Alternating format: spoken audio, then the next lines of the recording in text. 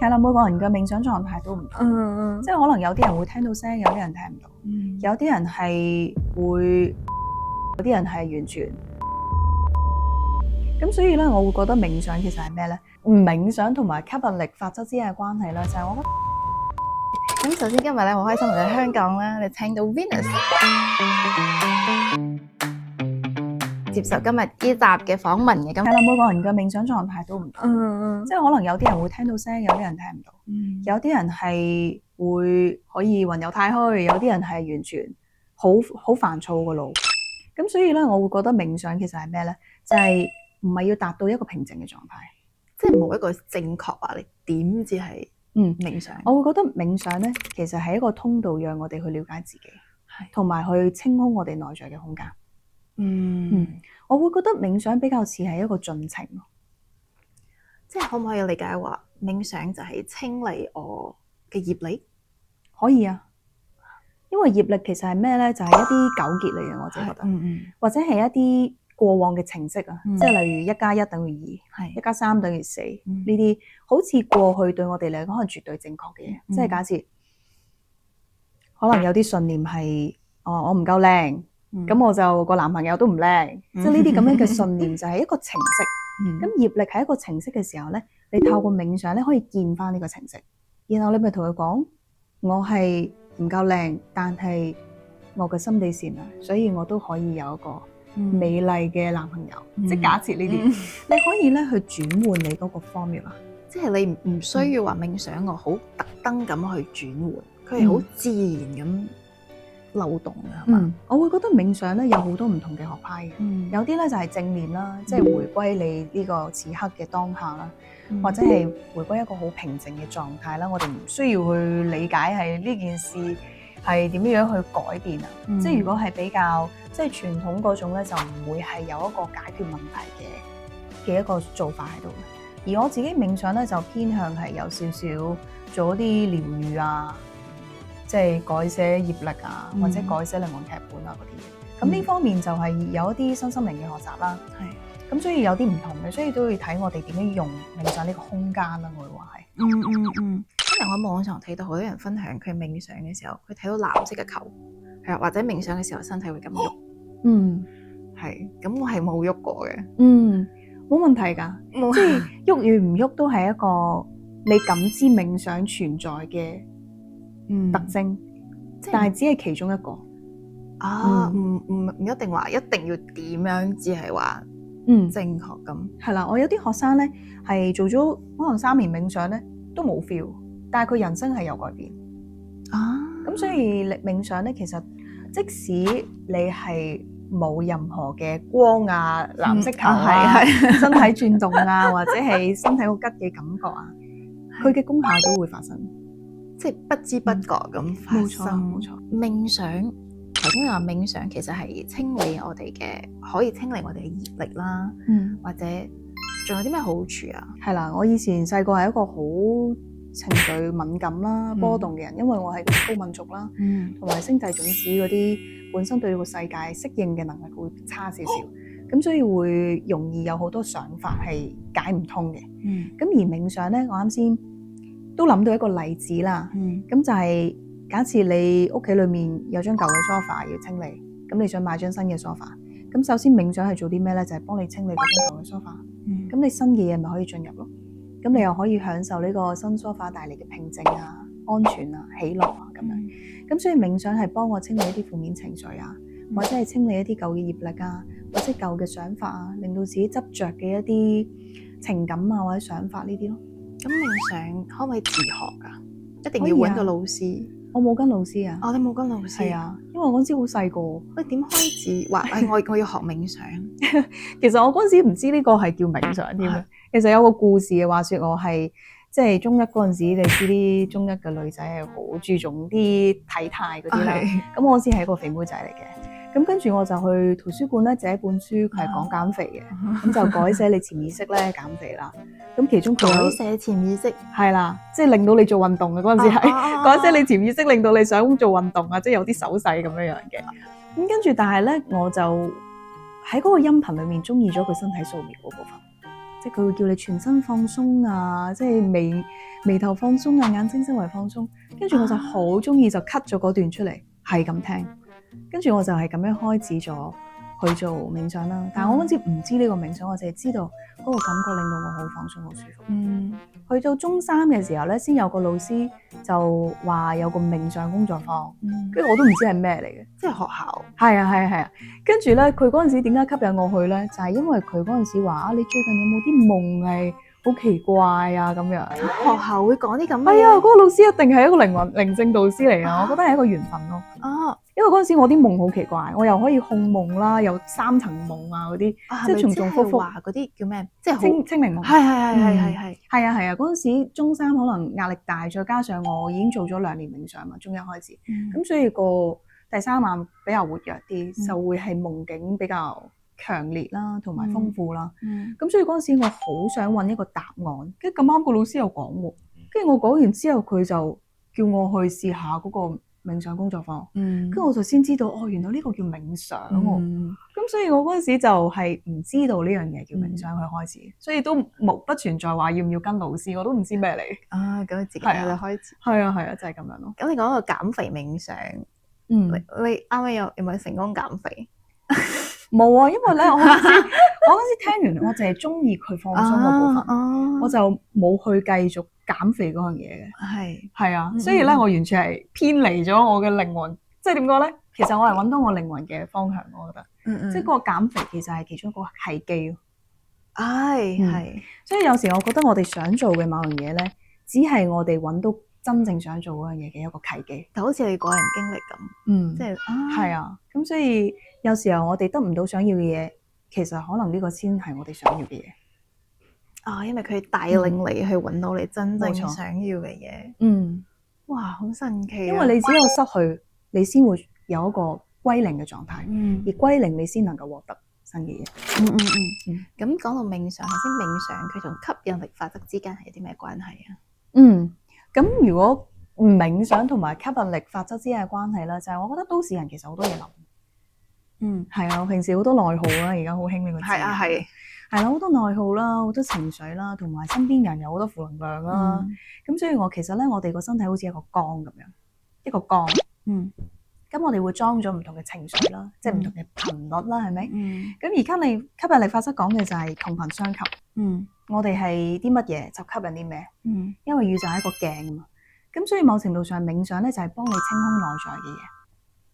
冥想咧會發生幾件事。第一，你清空內在負面嘅能量啦，或者係唔和諧嘅能量，我哋話係，即係幫助唔到你成長或者係進步嘅一啲能量，即係例如其他人煩擾你嘅事情啊，你一啲執着啊，或者舊有嘅思想，係啦，即係例如我啱先講嗰張爛梳化，就清理咗張爛梳化先啦。咁然後你有新嘅空間咯，你咪可以重新規劃你嘅人生，同埋迎接你真正想要嘅嘢咯。所以其實冥想。學習冥想係可以加速，可以咁講嘛？加速吸引力法則，絕對係呢一個方向。係啦，冥想可以，我會覺得係吸引力法則咧。好多時我哋未必係顯化緊一個我哋靈魂真正想要嘅嘢，而冥想會令到你發現你真正想要嘅係咩。咁你嗰個吸引力法則咪自然發生。因為某程度上咧，我哋話同頻相吸啊嘛。你其實咧，首先係揾到自己真正想要嘅頻率係點嘢。係啦，自己真正想要嘅頻率咩意思？即係例如你靈魂想要嘅追求啊，係啦，同埋你唔係因為匱乏同埋恐懼或者係找取啦，我哋話而想要嗰樣嘢，而係你一個好輕盈嘅心境去想要嗰樣嘢。因為當你找取嘅時候執着其實你內在就覺得自己得唔到嘛。如果喺身心靈嘅角度嚟睇，吸引力法則其實係乜嘢？身心靈嘅角度點樣睇吸引力法則啊？我會覺得吸引力法則都係身心靈嘅一種嚟嘅，都係一種。係，我會覺得吸引力法則係身心靈裏面最受歡迎嘅一個講法，或者係一個門戶啦，令到我哋從一個唔想要嘅人生啊，或者人生困擾裏面咧行入去，然後創造我哋想要嘅人生嘅一個門戶啦。咁所以吸引力法則於身心靈嚟講咧，個定位係點樣咧？我會覺得係佢帶俾希望我哋，係，即係佢話俾我哋聽，所有嘢都有可能。咁而執着係咩咧？就係吸引力法則嚟到嘅時候，話俾我哋聽，我哋唔需要咧係因為某啲嘢而煩擾，因為一切都有可能。我哋內心執着嗰樣嘢都有放低嘅機會，都有被救贖嘅時間。咁其實咧，我本身同你唔相識噶嘛，喺 Instagram 裏面咧，你就嚟問我可唔可以訪問我咁樣啦。我覺得呢個過程都係你成功顯化嘅一個過程，係因為你唔知道我會唔會回應你噶嘛。其實我都好 surprise 你講 OK 嘅，即係我哇受寵若驚，所以其實你顯化力都好強啊。不如你又分享下，你覺得成個過程，你由諗到呢樣嘢到發問到最終成功咧，其實你覺得自己係處於一個點樣嘅狀態？我覺得係冇諗咁多嘅狀態。因為其實啱好我 YouTube channel 我想轉型啦，因為我覺得一個人係咁講，我覺得有時都會即係喺個死胡同裏邊一直轉咁講嘅嘢，我棘住咁係啦，咁我就想開始訪問一啲有經驗嘅人啦。但係問嘅當下咧，我冇執着，我冇話一定要諗辦法俾你應承我，即係問嘅當下係會完全即係好純粹咁問嘅，冇其他諗法，就成功咗。係。咁所以你會總結咗一個可以分享俾觀眾嘅一個方法係，或者心法係咩咧？如果你呢個經驗，我覺得係真係最簡單嚟講，真係唔好諗咁多，即係好放鬆咁樣去做你當下。佢突然之間有靈感啦，突然之間想做嘢就即刻去做，唔好分析太多話，呢個係咪真係啱㗎？係咪真係可以咁？係啊，就去做咗先。咁我覺得你呢個故事咧都可以係即係大家好有啟發啦。咁我就補充一啲咧係身心靈嘅概念咧，你係點樣做到呢件事情啦？咁首先咧，你喺一個 YouTube 嘅死胡同嘅時候咧，你內心咧其實係抗拒現況。咁你對呢個抗拒現況咧，你會創造咗一啲感受嚟焦慮、不安啦、不喜歡啦、不幸福嘅感覺啦、匱乏啦。咁呢啲情緒咧，好多人個處理手法可能係煲劇啊，去同人埋怨啊，或者係做一啲逃避啦，唔想去面對，或者繼續做一啲咧冇效逃避一段時間嘅。會㗎，但係你最尾突破嘛。係。咁所以我哋就可能而家可以去即係分析翻你成個過程點樣樣去成功，即係你逃避到一個點咧，你就會嚟到呢一個點啦，去思考點樣去做。係。咁呢個點咧就係開始咧係你顯化嘅開端，即係你逃避至到決定嗰刻咧，要去做一啲情緒嘅釋放啦，或者係可能煲一套劇之後，你就會自然，我都係時候要處理啦。我係做冥想嘅。你係做冥想咁非常之好。但係我真係唔知自己做得啱唔啱，我就上網揾啲，好似你嘅 YouTube 都有啊，即係揾啲 YouTube 嚟聽咯。做得好好啊，因為某程度上我哋做唔到顯化咧，都係因為情緒嘅重量太大。咁所以冥想就係你清咗個舊梳化咯，所以你咪有新嘅空間，係從零去規劃嘅時候，所有嘅你問所有嘅人咧，對你嚟講都係一個好新鮮，同埋係你帶住一個冇所謂啦，唔好諗咁多嘅狀態。我哋就要進入呢個狀態，個顯化就會強。係呢個我感覺好感觸，係因為其實我都有問過，一開始問嘅幾位啦。嗰時嘅情緒係好緊張嘅，死啦！佢係咪應承？即係好多情緒，反而帶住呢啲情緒去問嘅時候咧，佢哋就拒絕嘅。即係我覺得做嘅當下嘅情緒係好重要咯。我自己發現啦，自己嘅經驗係咁，係。我會覺得呢個係一個顯化嘅過渡期嚟，因為你點都會帶住情緒去轉變。所以我會覺得咧，嗰啲其實係宇宙，我哋就通常會聽到一個講法，就係宇宙係測試緊你。宇宙測試你嘅原因咧，就係訓練你嘅力量，訓練你嘅心力咯。我會覺得係，佢哋拒絕你咧，某程度上就係測試緊你未真正想做呢樣嘢。當你拒絕又繼續做，你內心咪更加相信自己。咁所以第一個階段你要清理自己，第二個階段就係經歷呢個測試，即係堅持。係啊，堅持，因為堅持咧，某程度上咧，你會見到就係你嗰個心念嘅強大。當你俾人拒絕之後，又產生咗啲唔開心嘅感覺，但係你仍然係都想繼續做。咁呢個就係你靈魂真正係即係想行嗰個方向。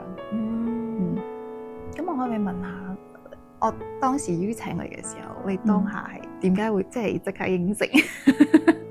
我我其實都冇諗咁多。係啊，係啊，因為可能你俾我個感覺係好自然啦，你冇帶住一個意圖咯，純粹係你想傾下偈啊咁樣。咁我最近又處於一個冇乜所謂想試新嘢嘅狀態，係啊，咁我就冇乜所謂嘅，我都真係冇諗咁多，即係可能係我 copy 咗，即係我感受到你冇乜，即係你冇乜所謂，冇諗咁多，咁我咪冇諗咁多，即係我鏡射咗同樣嘅能量咯。可能係我當初一開始問嘅時候，可能好多情緒，咁我問嘅方式可能俾對方都感覺到可能唔係咁好，可能有啲壓力咯會。有可能。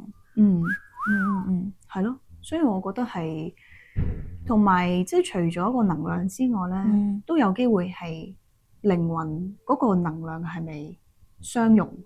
即係啱先你問我 MBTI 嘛，你係 ENFP，係我係 INFP，咁所以呢啲測試某程度上咧係即係顯示到我哋其實係相容，咁樣咯，即係緣分啊，係啊，緣分啦，係最尾啦，最後一個問題啦，就係想問下 Venus 啦，如果俾你俾我哋可能台灣啊、馬來西亞甚至香港嘅觀眾啦，可能而家處於迷惘期啦，或者對吸引力法則可能有啲懷疑啦，或者學習緊嘅大家咧，會有啲咩想同大家講？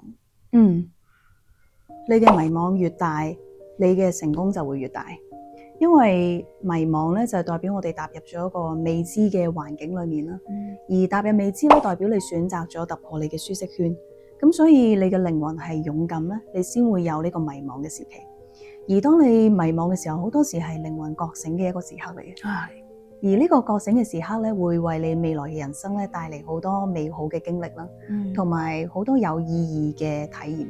咁所以我會覺得你哋迷惘係一個好唔舒服嘅過程，但係佢係有佢嘅意義。我哋迷惘就好似進入咗一個有霧嘅森林一樣啦。但係請相信咧，喺呢個有霧嘅森林裏面咧，其實你嘅天空裏面咧係有一個北極星帶領。咁你唔需要咧係自己去承受呢個迷惘嘅時期啦，你可以去尋找身邊有冇可以幫助到你嘅老師啦，可以幫助到你嘅朋友啦，或者一本咧可以聆聽你說話嘅筆記簿。有時候我哋未必身邊有一啲可以帶領我哋嘅老師，或者係可以明白我哋嘅朋友或者屋企人，但係你永遠都可以選擇咧去明白自己，因為迷惘時期代表我哋唔係好知道發生緊啲咩事情嘅。咁所以你可以記錄低呢個過程，讓呢個過程咧唔係痛苦，而係一個成長嘅日記。而呢一本筆記咧，我會覺得大家好值得去投資啦，即係買本10蚊嘅筆記又好咁樣。咁我會覺得成個覺醒嘅旅程咧，最幫助到我嘅就係書寫，因為書寫咧唔單止可以幫我整理想法啦，而且仲係陪伴我嘅一個好好嘅沉默嘅朋友。而最終咧，呢本筆記亦都會成為我未來迷惘嘅時候咧，鼓勵我嘅一個文章啦，亦都係咧我教導學生嘅一個啟發嘅，即係點講咧？我啲經歷其實好能夠令我明白當時嘅學生，因為好多時咧我哋會此刻迷惘，下一刻咧就唔記得咗我哋當時係點樣突破。咁所以你此刻迷惘嘅情感咧，其實對於未來，如果你係即係行使命啦，好似 Yanni 咁咧，係去分享一啲想法嘅時候咧，你嗰本筆記咧就會好有價值，因為你會更加明白當時嘅自己，你亦都會更加明白你未來服務嘅嗰個對象。咁我淨係去買本筆記先，好支持你。啊，仲有補充一句啦，即係寫筆記啦，好似 Venus 頭先一開始分享嘅，係你吸引力法則做練習啊嘛，你要書寫，你書寫途中你至發現，你真正想要嘅係乜嘢，你唔想要嘅係乜嘢，都係幫助大家更加咁認識自己咯。冇錯冇錯。咁今日非常多謝 Venus，Thank you Yanni，同你嘅對話都可以令我有所啟發啦，同埋諗咗好多新嘅想法啦，同埋都希望咧啱先我哋對話嘅分享啦，同埋探討啦，都可以令到大家得到一種陪伴嘅感覺啦。因為好多時我哋人嘅故事好相似，係，都好希望頭先嘅分享可以俾大家好多啟發啦，鼓勵大家啦，唔好放棄啦。係，一切都係最好嘅安排，或者係一切都會好嘅。呢兩句都係我遇到任何挫折啊，或者係卡關啊、瓶頸嘅時候咧，會同自己講嘅嘢。好重要嘅就係我哋唔係此刻可唔可以突破，而係我哋點樣陪伴自己行過去呢一個階段。係喺突破嘅路上，其實你都會學到好多嘢。係一切都係成長嘅一個階梯。係一切嘅發生都有佢嘅原因。係。多謝晒 Thank you，Yanni。拜拜。